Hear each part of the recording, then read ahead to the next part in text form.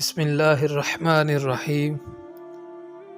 اللہ تبارک و تعالیٰ کے محبوب، دانائے غیوب، تاجدار مدینہ، سرور قلب و سینہ، محمد مصطفیٰ کریم صلی اللہ تعالیٰ علیہ وآلہ وسلم کا ارشاد ہے، جس نے مجھ پہ 100 مرتبہ درود پاک پڑھا، اللہ تبارک و تعالیٰ اس کی 2 آنکھوں کے درمیان لکھ دیتا ہے کہ یہ شخص نفاق اور جہنم کی آگ سے آزاد ہے، اور اسے اللہ تبارک و تعالی بروز قیامت شہداء کے ساتھ رکھے گا۔